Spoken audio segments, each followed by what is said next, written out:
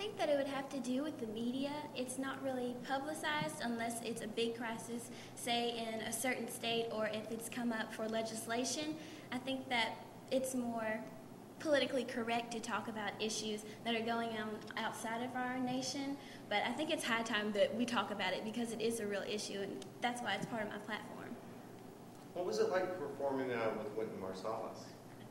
It was the most exhilarating experience because with that, when I performed with him afterwards, he gave a lecture and he talked about melodic expression, and he talked about being dedicated to your craft, and whatever you're doing, give back to the audience. Give yourself in whatever you're doing, whatever song, whether you're an instrumentalist or a singer, give yourself in the music. What do you like about the movie Serafina?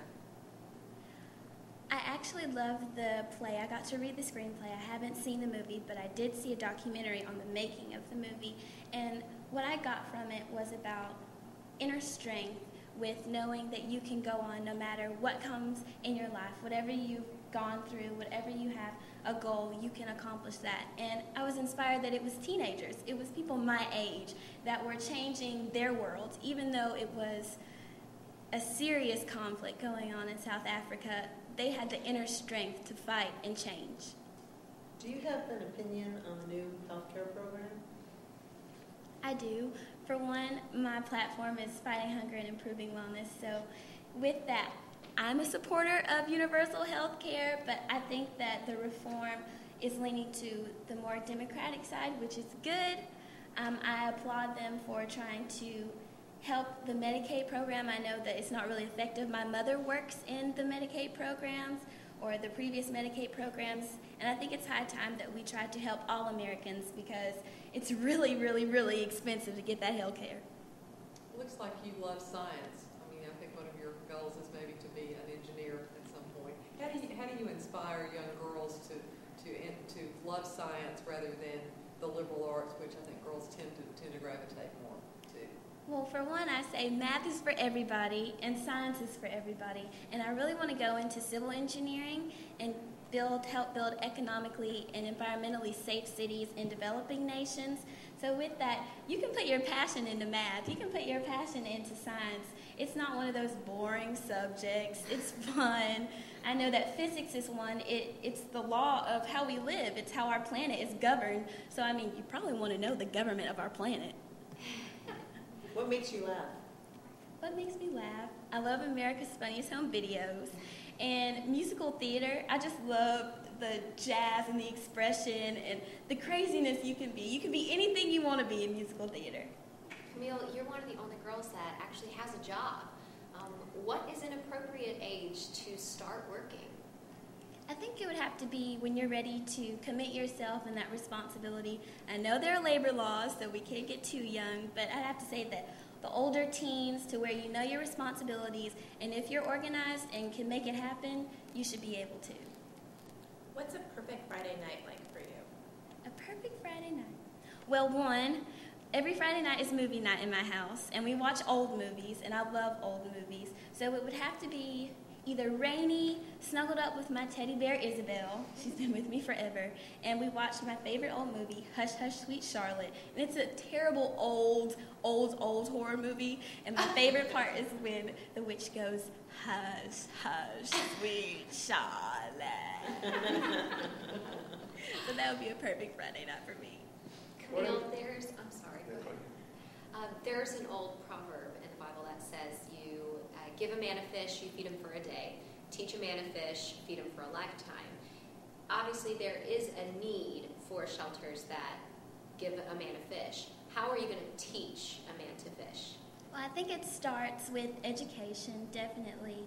But also, if we empower our people to get involved and see the faces of hunger, it's not just the typical person on the side of the street that doesn't ring a bell. It's a 6-year-old child. The average age is 6 years old. And in Atlanta, it's a serious problem. So if we relate to people that it's a real issue and there's a face behind that, we can teach them to look inside themselves and give back. And then with education, going to schools, talking to different groups, going to churches, mobilizing our economy with just collecting and giving even 10% of what we purchase to a food drive or to a food bank would change the atmosphere. How would you motivate teens who may be intimidated to go volunteer in, say, a soup kitchen? I would have to say, well, think about the last time you were hungry, and it was probably about 2 hours ago. I know it was for me. And just from my experience, I've volunteered at soup kitchens, and I've been to all kinds of food drives and hunger walks. And I'd say bring a group of friends. A lot of times we do big groups, and I know at my community food bank, you can bring a big group, and it's all fun. You get T-shirts, and then you sign them and put them on the wall, and you can come back and have bragging rights.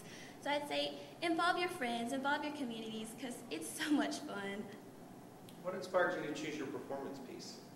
Well, first I went to a camp where I studied under a director Freddie Hendricks, and it was actually a group number.